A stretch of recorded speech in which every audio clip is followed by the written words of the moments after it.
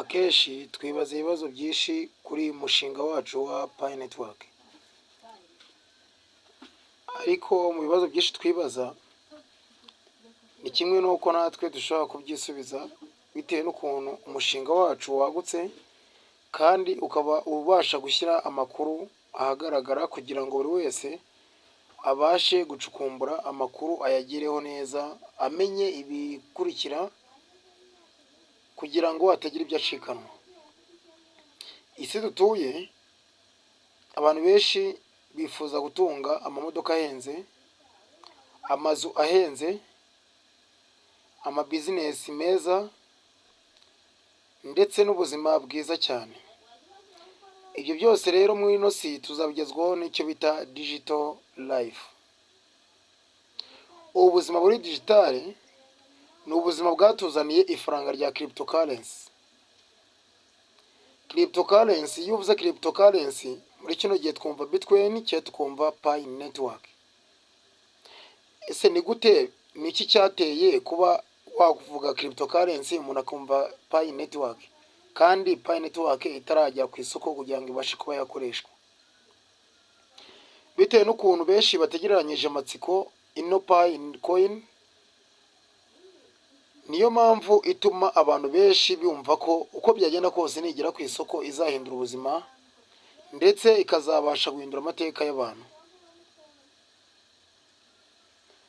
Ese wowe wumva kuba watunga uruganda rwawe, kuba wajya guhahira mu nganda, kuba wajya kurangurira mu nganda zihenze, kuba wagira ibintu by'agaciro bihenze, wumva icyo kintu atari cy'ingenzi? Nutekereza neza urifuza kuba wakinjira muri umushinga wa Pi Network, kuko niwe mushinga ugiye guhindura ubuzima bw'abantu, cyane cyane abari baratsikamiwe n'ifaranga rigaragara, ariryo faranga paper is money.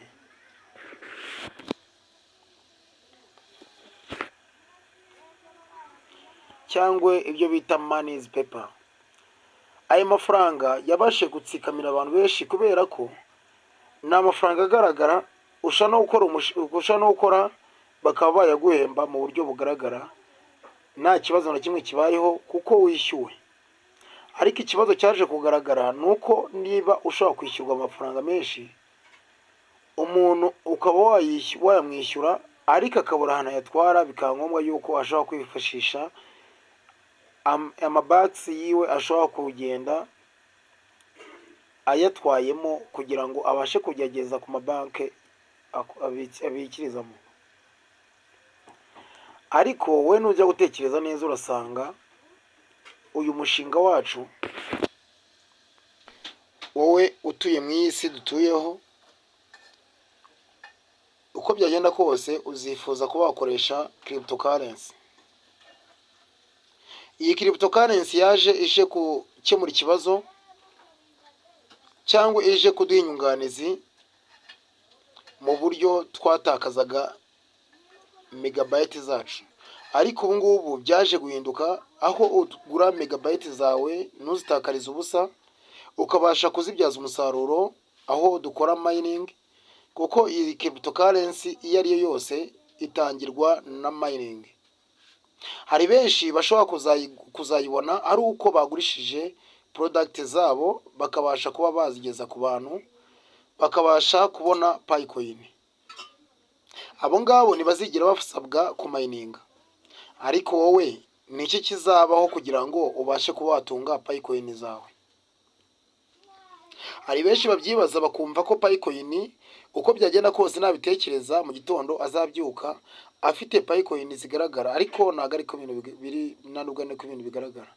Kuko urebye agaciro k'iyi Pi coin ni agaciro kenshi cyane, aho ivunjwa imwe 314 n'$159 by'amadolari y'Amerika. Ayo ni amafaranga menshi cyane.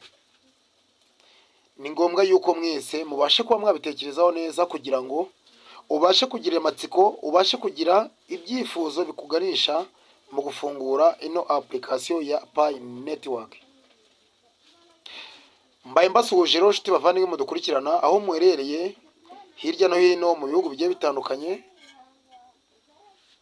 yaba abahereye ku mugabane wa Afurika ndetse no ku migabane igiye itandukanye.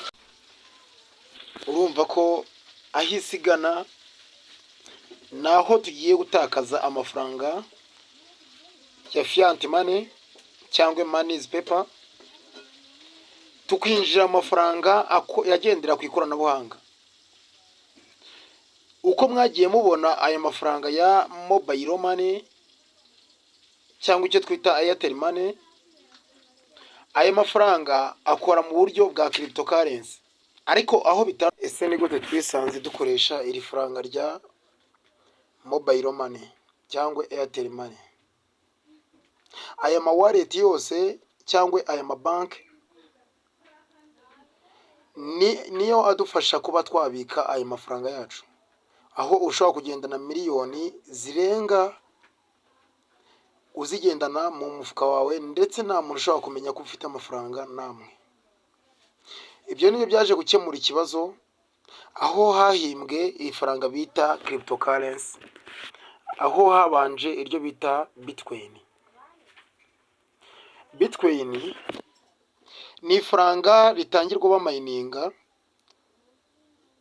kugira ngo ubashe kuba wakinjiza Bitcoin zawe uzibyazemo amafaranga, aho imwe yageze ku isoko iri kuvunjwa 0.09. Ubu ngubu ikaba imaze kugera ku 95 by'amadolari y'Amerika.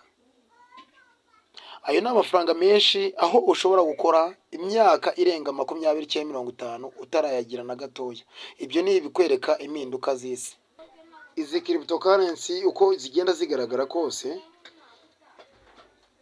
ni ikikwereka ko ifaranga rya cryptocurrency ryabashe kuba ryaganza ndetse riri kugira ingufu kurenza iri faranga risanzwe, kuko niryo faranga rishobora kuba ufite ifaranga rimwe cyangwa coin imwe ukabasha kuba watunga amafaranga menshi mu cyarimwe, aho amafaranga ya fiat money tumenyereye ko idenari ari ryo rya mbere rishobora kuba rifite agaciro kanini cyane.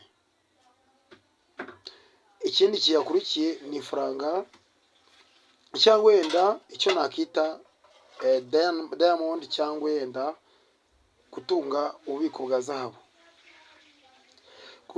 Gutunga ububiko bwa zahabu ni nko kugira amacoins yawe, kuko uko uyafite nayo ukeneye kuyagurisha kugira ngo ni nko kuvunja kugira ngo ubashe kuba wayakoresha mu buzima busanzwe. Iri faranga rero ni ifaranga ryaje kugira ibintu bimwe na bimwe bikemura, aho hari harimo ikintu bita inegalite ku bantu, aho abantu bamwe amafaranga aribo bayitungiye, aho iri faranga ryo buri wese azaba afite uruhare mu kuba yaritunga. Gusa ariko nubwo mvuga gutyo, hari amategeko cyangwa amabwiriza usabwa kugira ngo ubashe kuba watunga iryo faranga. Usabwa kwiyandikishamo, usabwa gushyirwamo n'undi muntu, usabwa gushyiramo imyirondoro yawe yose, ndetse ugashyiramo n'ama email n'amatelefone yawe, kugira ngo ubashe.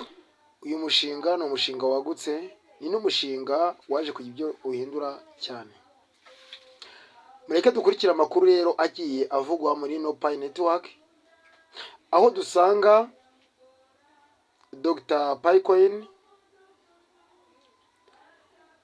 The Pi Network need to step forward and address the flow concerns raised and by millions of the Pi Network pioneers. The first, the GCV group has been promoting in one Pi value of this number of $4 on the open network in quite some time. As a result, many pioneers now believe this is and expect a value on the Pi network. Is this accurate? If not, the Pi core team could clarify this as soon as possible to help pioneers manage daily inspection and avoid disappointment. The second, a GitHub source code attributed to someone named Konsasi suggests the value of the Pi 1 $3,000, $14,000, $159 US dollar. And this being city and evidence for the GCV value of the open network is consensus official affiliated with the Pi network. A clear communication is needed to prevent misunderstanding and protect integrity of the Pi network.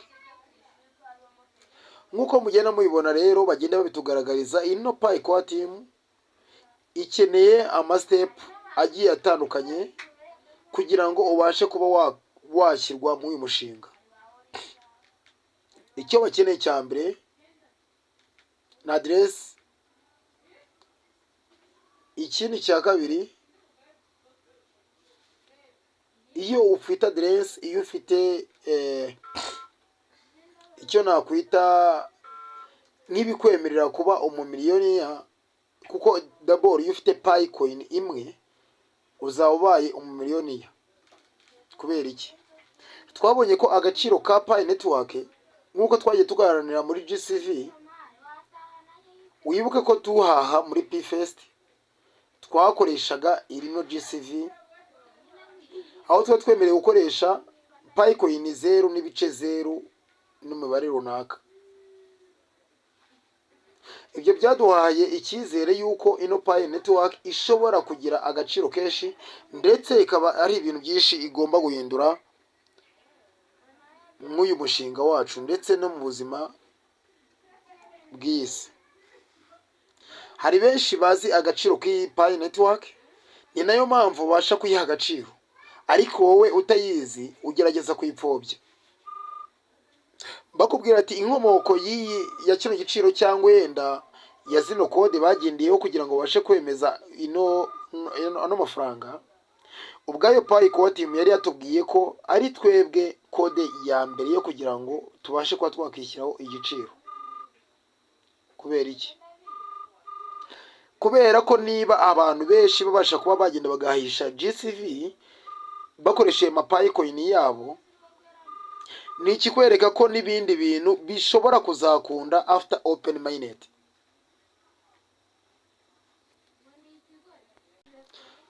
Kwa ko nkuko bigenda bigaragara, ino Pi network izaba ingana n'amadolari 314,159 y'amadolari y'Amerika. Ni ryari uzumva ko aya mafaranga agomba kuba ari ikintu agomba guhindura muri buno buzima? Uko mugenda mubibona rero, inganda nyinshi zagerageje kugenda zimurika amamodoka yabo, aho tubonamo izo bita za Hacks. Ayo ni amamodoka meza tugiye kugenda twifashisha imbere cyangwa wenda ejo hazaza. Uyu mushinga uwurebye ushobora kuba wowe utawiyumvisha, ariko uza agaciro kawo we awuha agaciro. Kubera iki? Reka twumve icyo batubwira. The future below Pi network in revolution in real world authority. Pioneers, today we stand on the brink of something extensional movement, a vision and revolution, and they could define the future and digital money. For years, and the world of the cryptocurrency has been dominated by speculation, hype, and influence promised by the Pi network or Pi Quantum or Pi network is not just a nothing name of the code. It is the Bitcoin cutting truth and fog bringing clarity, purpose, and authority to an industry yearning and money. Unlike country project launched without a plan, Pi network built from the ground up doesn't change a triumph and the gamble of on speculate. It is relying of the foundation of the self-sustaining ecosystem that part the people it is called Pi is the just of the currency in total for the powerful and the powering individually connecting community. Nk'uko mugenda musobanukirwa ibyo bagenda batubwira, narababwiye ati iyi future turi kuganamo ni future igiye kugikoresha iri faranga rya Pi network nk'ifaranga rihagarariye andi ma Pi coin yose, nako andi ma crypto yose uko agiye atandukanye. Aho twagiye tubona crypto zigiye zitandukanye nka Ethereum, Bitcoin, za Sidra, za Cartium, ni nyinshi zigiye zitandukanye. Ndakeka mugiye muzifite nyinshi zigiye zinyuranye, mugenda mubona mu makuru agiye atandukanye cyangwa mu mashusho media, aho mugenda mubisoma mugiye bitandukanye. Ariko iyo ducukumbuye dusanga uyu mushinga wacu ari umushinga wizweho mu buryo burambye. Dusanga ari umushinga utasabwa kubukirwa, ahubwo ari umushinga usaba ko abantu babasha kuwutekerezaho neza kugira ngo ubashe kuba wagira aho ugana naho ugerageza kuganisha ubukungu bw'isi. Ni byiza yuko rero wowe gusobanukirwa ibi bintu winjiye muri Pi network, ugende muri white paper usome amakuru yose y'uyu mushinga wacu kugira ngo ubashe gusobanukirwa buri kimwe ndetse n'uko ibihe bigenda binyuranye mu uyu mushinga, kuko ari benshi bagerageza kugenda babyibeshyaho bakatanga igihe, ariko igihe Pi Core Team itaragitanze. Ariko iyi channel niho honyine ushobora kuba wacukumbura amakuru meza, kuko nta makuru tuba twizeho, nta makuru tuba twakuye imbere n'imbere mu bagize uyu mushinga. We mushyashya rero ushaka gukurikirana amakuru meza, kora subscribe, share and comment. Numara ukanda kuri subscribe uraza kubona akazogera ugakandeho kugira ngo ujye ukurikirana ibiganiro umunsi ku munsi byacu, ndetse ugerageze no gupostinga ikiganiro cyacu kugira ngo ubashe guhamagara abantu benshi babashe gukurikirana iki kiganiro ndetse n'ibindi biganiro biri imbere. Ese ni ryari uzumva ko utangiye gukoresha Pi coin zawe? Uko tugenda tubibona baratubwira ati think about what make a Pi unique. It is not just a cryptocurrency. It is a cryptocurrency with the purpose, whether it is enabling microtransaction, for the small business, revolutionizing digital marketplace, or creating centralized application that impact every aspect of life. Pi Network is a showing the world that authority in not in after truth. It is the core of true innovation. Some money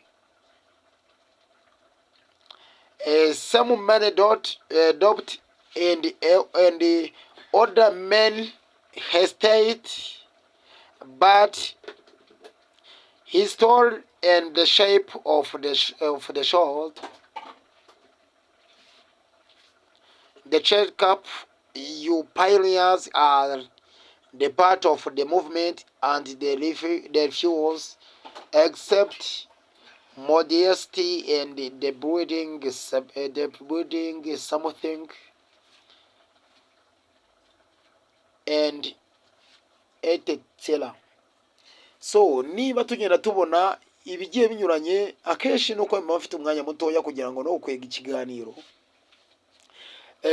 Nanifuza kubereka zino modoka neza kugira ngo mubashe kuba zisobanukirwa, ndetse muzabashe kugana mu b'imbere batumizwaho ibicuruzwa, ndetse batumizwaho n'ibintu bigiye binyuranye. Ino Pi Network nimara gusohora Open Mainnet cyangwa Open Network, nababwiye ko kampani yacu yifuza ko izabakorera buri kimwe cyose nk'amashipping. Uzakenera inzu nziza uzayisanga muri RU Construction Limited. Ni kampani nziza, ni kampani yita ku bintu byo aribyo byose by'ingenzi mwavuganye, byose ibigukorera uko mwavuganye. Ni kampani ishobora kubakira udahari ukamera nkaho uhari. Ni kampani ifite uburambe burenga imyaka 5 ikorera mu gihugu cy'u Rwanda. Ni byiza yuko rero wowe ushaka kugana business yawe, ushaka kugana imiturire myiza, ushaka kuyigeramo, nuko uzifashisha abantu bafitemo uburambe muri bino bintu. Ibyinshi uzabyumva, ariko nugerageza gufungura amaso yawe uzabona byinshi kurenzaho, kubera ko umugambi wacu ni ukugeza iterambere ku banyamuryango bose ba Pi Network. Nk'uko mugenda mubibona, ari ibintu byinshi bigiye bikorerwa bino system ya Pi Network, aho Pi Network yatuzaniye ama application tushobora kugenda dukoresha, ariko batubwira ko tutagomba kuyakoresha uko twiboneye, kubera ko nago ari nubwo yemewe, ariko nago aratangira gukoreshwaho, kubera ko ushobora kuyakoresha ubu none abatarashyiraho ingamba, ugashobora kuba wabura coin zawe. Iki ni ikintu mugomba kwitondamo, mukagikora mwitonze. Ari mu Buhinde iri faranga bararizi, ari mu Bushinwa iri faranga bararizi, ibihugu byinshi bigize uyu mubumbe wacu byinshi bizi Pi Network n'ifaranga. Waruzi ko ugiye kujya ukorana bya hafi n'inganda za Tesla, za Toyota, za BMW. Izo ni inganda zose zemeye gushyira ibicuruzwa byazo nyuma y'uyu mushinga. Aho twagiye tubona ko uyu mushinga waronshinze imishinga myinshi igiye itandukanye iyishamikiyeho, aho tubonamo nka za UN, USAID, Seychelles, n'indi mishinga igiye itandukanye yose nka za Croix Rouge yiyemeje kuzakoresha iri faranga rya Pi Coin mu buryo bwo kugira ngo ijye ibasha gutera inkunga, ijye ibasha kubyaza umusaruro ibicuruzwa ndetse n'ibikorwa byayo byose. Inkunga batangaga babonye ko zimaze kuba nyinshi, basigara bareba uburyo bagerageza kugendana n'igihe, kuko aya mafaranga uburyo bayatangaga babonaga ari byo bihenze kurenza uko bakoresha iri faranga ry'ikoranabuhanga. Niyo mpamvu rero Elon Musk we yashyize ahagaragara yaba modoka ya tekinoloji agiye kuzashyira muri Pi Network kugira ngo tuyahahe, ndetse n'amazu meza cyane kandi agura make cyane. Wowe ushobora kubyumva nk'aho ari ibintu byoroshye, ariko twe tuzi agaciro kabyo. Wewe mushyashya rero unyandikiye muri comment, mwohereze link ubashe kuba wakwiyandikishamo nk'uyu mushinga. Ciao ciao. Uyu mwaka ni uwo guhindura ibintu byawe, uyu mwaka ni uwo gukira. Ni umwaka wo gukira, ni umwaka uje guhindura byinshi ku buzima bwacu. 2025 ikituzaniye ni umushinga uje kurocinga ibintu byinshi cyane, aho dusanga ko abantu bakuru muri White House cyangwa mu butegetsi bwa Amerika nka Donald Trump abishyigikiye. Alayu Construction Limited ni company tuzaniye ibintu by'ubwenge, bubaka amazu meza cyane, yaba amazu y'amakadasteri, yaba ama etage ku giciro cyiza cyane utasanga ahandi, kandi nanone bagufitiye ibibanza byiza cyane biherereye hano mu Murehe. Bagane kwizo nimero ureba hejuru.